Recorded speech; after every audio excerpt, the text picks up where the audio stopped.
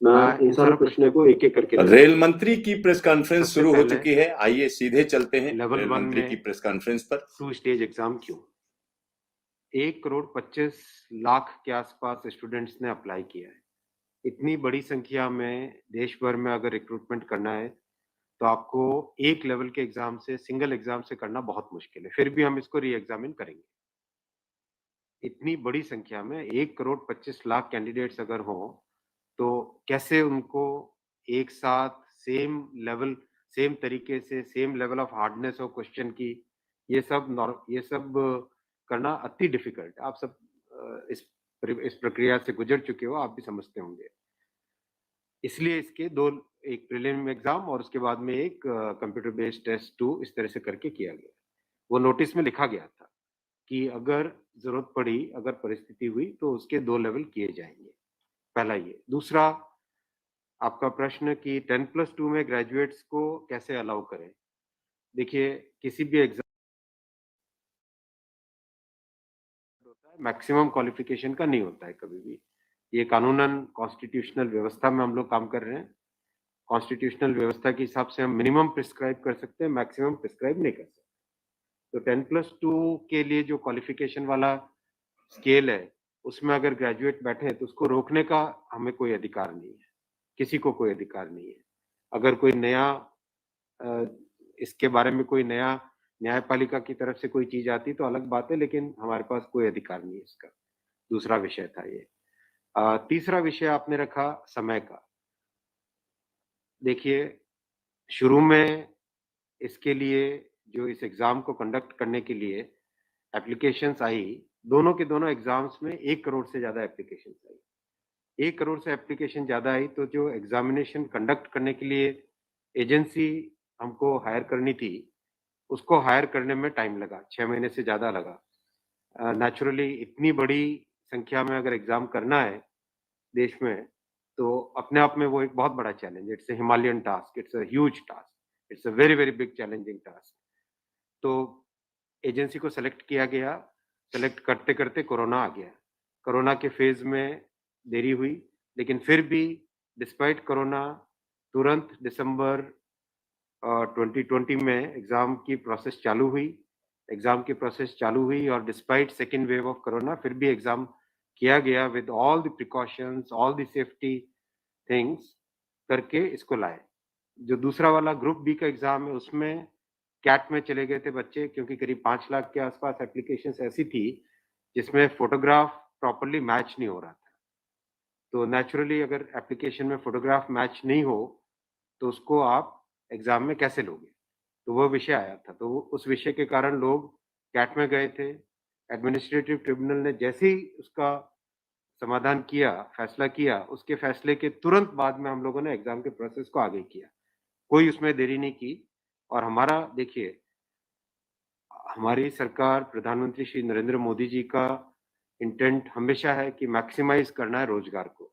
इसीलिए आप देखिए, इतनी बड़ी संख्या में, यानी रेलवे में 1,40,000 टोटल, 1,05,000 ग्रुप डी की कैटेगरी में, लेवल 1 की कैटेगरी में, और लेवल 2 से लेवल 6 की कैटेगरी में 35,000 कैंडिडेट्स, वैकेंसीज़। 1,40,000 की वैकेंसीज़ लाना कोई छोटी बात नहीं है, बहुत बड़ी बात है। फिर आपको आपका चौथा पॉइंट आप देखिए, ज़्यादा से ज़्यादा कैंडिडेट्स को फर्स्ट स्टेज से सेकंड स्टेज में जाने का मौका मिले, इसके लिए 2015 तक हमेशा प्रिलिमिनरी एग्ज़ाम जो होता था, फर्स्ट स्टेज होता था, उससे 10 गुना लिए जाते थे। केवल 10 गुना लिए जाते थे। 2015 के बाद में पहले ही संख्या बढ़ा के 15 गुना कर दी गई, जिससे कि ज़्यादा से ज़्यादा कैंडिडेट्स को मेन एग्ज़ाम के लिए जाने का मौका मिले। और 2019 में इस संख्या को 20 गुना किया गया, ताकि ज़्यादा से ज़्यादा लोगों को अवसर मिले। ज़्यादा से ज़्यादा लोग, क्योंकि फर्स्ट स्टेज जो प्रिलिमिनरी एग्ज़ाम इतना बड़ा नंबर है, कि उस नंबर में हो सकता है कुछ बाय चांस उस दिन तबीयत ठीक नहीं हो, कोई दूसरा कारण हो, समय पे पहुँच नहीं पाए, कोई भी कारण से मिस कर गया, तो मैक्सिमम लोगों को हमें चांस देने का इंटेंट है। इसी इंटेंट के कारण 20 गुना किया गया। जो 10 गुना था 2015 से पहले, उसको 20 गुना किया गया 2019 में। तो ये प्रो स्टूडेंट्स, प्रो कैंडिडेट्स वाली अप्रोच है हमारी, और हमारी इंटेंट एकदम नेक नियति से काम कर रहे हैं, सच्चाई से काम कर रहे हैं। देखिए कोई भी कहीं भी एक भी जगह से कहीं कोई पेपर लीक होने की बात नहीं है, कहीं पे कोई एग्ज़ाम के मैनिपुलेशन की बात नहीं है। जो आज सिर्फ़ मुद्दा है, मुद्दा सिर्फ़ इतना है कि शॉर्टलिस्ट कैंडिडेट्स कितने किए जाएँ, यही मुद्दा है। इस मुद्दे को सॉल्व करेंगे, इसको भी हम बहुत सेंसिटिवली सॉल्व करेंगे। हमारे लिए छात्र हमारे साथी हैं, हमारे भाई हैं, हमारी बहनें हैं, जो एग्ज़ाम दे रहे हैं, तो हमारे लिए बहुत इम्पोर्टेंट है, हम इसको बहुत सेंसिटिवली हैंडल एक करेंगे। तस्वीर और दिखाई पड़ी बच्चों को लाठीचार्ज। कल रात को आपने देखा, अगर तस्वीरें दिखाई हो हॉस्टल में घुस मैं के आपको पुलिस इतना ने- बताना चाहूँगा कि जो लोग किसी भी अपनी खुद की संपत्ति को अगर जलाते हैं, खुद की संपत्ति पे अगर अटैक करते हैं, उसको डिस्ट्रॉय करने की कोशिश करते हैं, तो उसमें जो प्रक्रिया पुलिस की होती है वो होनी अगर हुई है, मेरी बात आप इसमें स्पष्ट रखिए कि मैं छात्रों को कह रहा हूँ कि ये आपकी संपत्ति है। आप अपनी संपत्ति को जलाने के लिए क्यों बाहर निकले? और हम आपकी बात को शुरू से सुन रहे हैं। जिस दिन आपने पहले ये पॉइंट रखा, उसी दिन हमने तुरंत इसका जैसे ही दूसरे दिन ही मेरे नज़र में आ गई थी बात ये और दूसरे दिन मैंने तुरंत सारा ये टेबल मँगवाया कि आप मुझे एग्ज़ैक्ट बताओ हर एक लेवल पे क्या वैकेंसी है और हर एक लेवल पे एग्ज़ैक्ट जैसे लेवल 2 पे 5663 उसकी जगह 1,13,000 कितने गुने? 20 गुने। लेवल 3 पे 4,940 उसके अगेंस्ट कितने शॉर्टलिस्टेड 98,833 20 गुने। तो जो नोटिस के अंदर प्रक्रिया एग्जैक्टली उसके हिसाब से किया है हर एक पे level 2 level 3 level 4 level 5 level 6 हर एक पे एग्जैक्टली 20 टाइम्स किया गया है। इश्यू वो नहीं, इश्यू डुप्लीकेट नहीं, इश्यू नम यूनिक वाली बात आ गई। अब वो मुद्दा उनका है क्योंकि इसलिए मुद्दा आ रहा है कि जिन लोगों ने तैयारी कर ली है, उनको लगता है कि हमें एक बार और चांस मिल जाए। इसीलिए हम इसको बहुत सेंसिटिवली हैंडल करेंगे।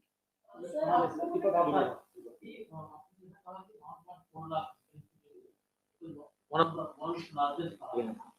As of now, how many of recruitment has happened, and by when all these things will be done? Because it was announced. यही तो रिक्रूटमेंट चल रहा है। देखो इतना मैसिव मैं आपको पूछूं कि वर्ल्ड का सबसे बड़ा एग्जाम कौन सा है?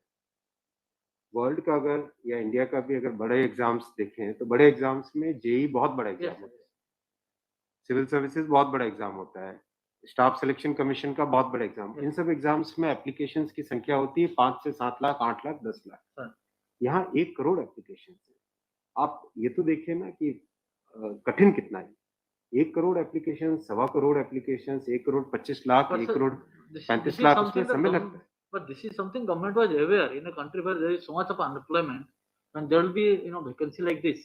तो इसीलिए तो टाइम तो इतना लगेगा ही। अगर आपको इस एग्जाम को ढंग से करना है इतना टाइम लगेगा, चाहे कोई करे। और उसके बाद भी आज देखा कि गया से आगजनी की तस्वीरें आ रही हैं। क्या ये कन्वे नहीं हो पा रहा है? कहाँ पर ये लैक ऑफ कम्युनिकेशन आपको लग रहा है या मैटर पॉलिटिसाइज हो चुका है? नहीं, कुछ लोग इसका गलत फायदा उठा रहे हैं और मैं उनसे भी निवेदन करूंगा कि छात्रों को भ्रमित न करें, कोई गलत इसका उपयोग न करें। ये छात्रों का मामला है, ये देश का मामला है, इसको हमें सेंसिटिवली हैंडल करना चाहिए और इसमें हर तरीके से संवेदनशीलता के साथ इस मामले को लेना चाहिए। सर कुछ छात्रों के ऊपर एफआईआर भी दर्ज की है, कुछ पुलिस की स्टडी में भी अभी के समय में ऐसी खबरें आ रही हैं। आप खबरों की जांच करिए। देखो जो पुलिस की प्रक्रिया है वो अलग चीज है। मैं अभी मुद्दा है जो उस मुद्दे को कैसे सॉल्व करें उस पे सोचना चाहिए। हमें फॉरवर्ड लुकिंग होना पड़ेगा। जिन राज्यों में हिंसा की खबरें या फिर जो रेल रोकने का जो मूवमेंट चल रहा है, ट्रैक पे स्टूडेंट बैठे हैं, क्या उन राज्यों के मुख्यमंत्री से आपकी बात हुई है और क्या कुछ आप लोग की इस संदर्भ में की कैसे? बिल्कुल, सब जगह लॉ एंड ऑर्डर स्टेट का जो रोल होता है, राज्यों के मुख्यमंत्रियों ने भी बहुत संवेदनशीलता के साथ काम किया है और हम भी कॉन्स्टेंटली टच में हैं, कंटिन्यूअसली टच में हैं और जो आज कमेटी की बात भी सबके पास जा चुकी है ऑलरेडी और मेरे ख्याल से ज़्यादातर जगह से स्टूडेंट्स ने इस विषय को स्वीकार भी किया है और मैं अभी भी रिक्वेस्ट करूंगा एक बार फिर सारे स्टूडेंट बंधुओं को, छात्रों को, कैंडिडेट्स को कि आप प्लीज अपनी ग्रीवेंसेस को, अपने पॉइंट को, अपने कंसर्न को, अपने विषय को, अपने मुद्दे को फॉर्मली रखिए। हम इसको एकदम संवेदनशीलता के साथ टैकल करेंगे।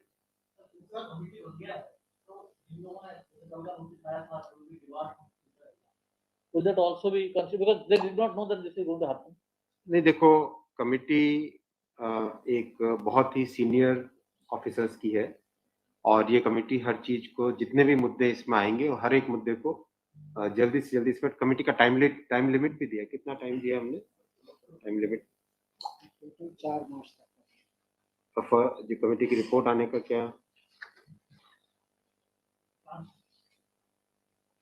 मतलब, जल्दी से जल्दी हमारा एम है कि इस मुद्दे को बिल्कुल भी डिले न करके जल्दी से जल्दी सॉल्व करें।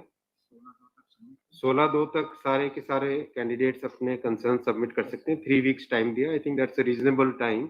इससे ज्यादा टाइम देने की जरूरत नहीं है। और कमिटी अपना सारे कंसर्न्स को एग्जामिन करके रिकमेंडेशंस देने का टाइम 4 मार्च दिया गया।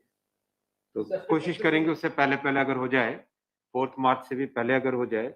डिपेंड करेगा कि कितने रिप्रेजेंटेशंस आते हैं, और मोटे मोटे मुद्दे तो अभी आ चुके हैं पब्लिक में सबके, इसलिए मुझे नहीं लगता है कि इसमें बहुत ज्यादा टाइम लगेगा। वो आपकी नॉलेज में आ गया है, मोटा-मोटी सही आ गया है। दूसरी ओर ये कि जो आपके पैरामीटर्स हैं उस पर सब कुछ सही तरीके से लिया गया है, उसी तरह से शॉर्ट लिस्ट किया गया है। फिर इसमें प्रॉब्लम, फिर उसमें कमेटी आपको रिपोर्ट क्या करेगी और करेंगे क्या? इसका मतलब अगर चेंज करते हैं कुछ तो दूसरा एक बड़ा पक्ष और भी तो विरोध करेगा। हाँ, ये इसीलिए तो मैं आपको देखो बताऊं ना, एग्जैक्ट किसी भी लेवल पे नोटिस में जो लिखा था कि 20 गुना कैंडिडेट लेंगे, अगर आपके सामने टेबल रखा हुआ है, 5,663 की जगह 1,13,000 यानी 20 गुना। 4,940 के लेवल 3 में 98,833 20 गुना। 161 के अगेंस्ट 3223 20 गुना। 17,393 347 3,47,676 20 गुना। 7,124 वैकेंसीज के अगेंस्ट 1,42,413 20 गुना। एग्जैक्ट 20 गुना है हर एक लेवल का। अब स्टूडेंट्स क्या कह रहे हैं कि जिन कैंडिडेट्स ने एक से ज्यादा लेवल में क्वालिफाई कर दिया है, राइट जी, उसके कारण सपोज मान लीजिए लेवल 3 में जो लेवल 5 का कैंडिडेट है वो भी क्वालिफाई हो गया है जी, तो वो लेवल 3 में कोई एक कैंडिडेट को जो क्वालिफाई नहीं हुआ है, उसे लगता है कि अगर उसको यूनिक के हिसाब से काउंट करते तो शायद उसको भी एक मौका मिल जाता मेन एग्जाम देने का। बराबर है, ये मुद्दा है, मुद्दा ही है। अब जो नोटिस इनवाइटिंग एग्जाम है, एग्जाम का जो नोटिफिकेशन होता है उसकी एक सैंक्टिटी है, वो कोर्ट का मैटर है, वो लीगल मैटर हो जाता है। एग्जैक्टली उसके हिसाब से किया गया एग्जाम का, एग्जाम को उसी हिसाब से कंडक्ट किया गया, उसी हिसाब से शॉर्टलिस्टिंग की गई। अब जब ये मुद्दा आया है तो इस मुद्दे को सॉल्व करने के लिए कोई ना कोई तो तरीका निकालना पड़ेगा, राइट? तो आपका जो प्रश्न है, आपका प्रश्न वैलिड है कि क्यों है। आपके सामने डेटा सामने रखे हुए हैं, डेटा आप सबके सामने है, बिल्कुल एग्जैक्ट डेटा है कोई, और ये डेटा हमने पहले दिन ही दे दिया था। जो टर्म कंडीशंस ऑलरेडी जब पब्लिसाइज किया जाता है, कोई पोस्ट होती है तो उसके लिए टर्म कंडीशंस ऑलरेडी पहले से घोषित होता है, उसके आधार पर ही ये सब कुछ किया गया होगा। हाँ बिल्कुल। फिर एक कमेटी, या आपको कुछ रास्ता अब नहीं दिख रहा है क्या? ये जो कमेटी रिपोर्ट देगी क्या उसके अगेंस्ट देगी जो आपके टर्म कंडीशंस पहले वाले थे? बात वही है ना कि आपकी बात तो फिर लोग कोर्ट जाएंगे। हाँ, बात वही होगा जो नहीं, अपने को तरीका ऐसा सॉल्व करना पड़ेगा, कोई तो ऐसा तरीका निकालना पड़ेगा जिससे कि जो लोग शॉर्टलिस्ट हुए हैं उनका भी करियर इफेक्ट ना हो, उनके प्रोस्पेक्ट्स भी कमजोर ना हो, और जो लोगों की ग्रीवेंस है उस ग्रीवेंस को तो एड्रेस करना पड़ेगा ना।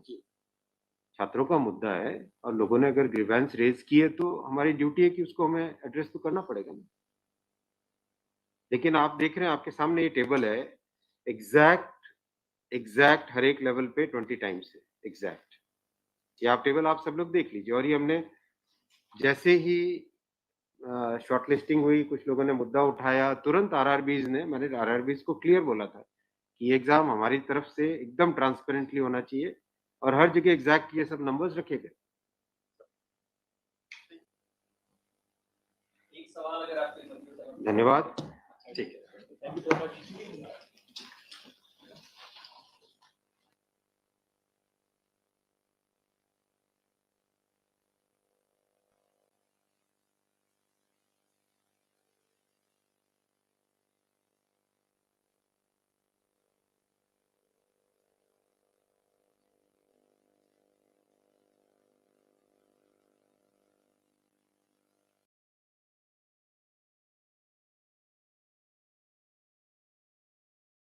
खुद रेल मंत्री ने तमाम चीजें सामने रखी और उनका साफ साफ कहना है कि कमेटी बना दी गई है और सभी कंसर्न को यहाँ पर हम कह सकते हैं कि ध्यान दिया जाएगा। तो एक तरह से उन्होंने जो आंदोलनकारी छात्र हैं उनसे अपील की है कि हिंसा ना करें।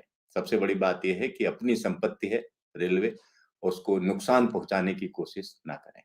तो देखते रहिए न्यूज स्टेशन, फिर मिलेंगे दोबारा।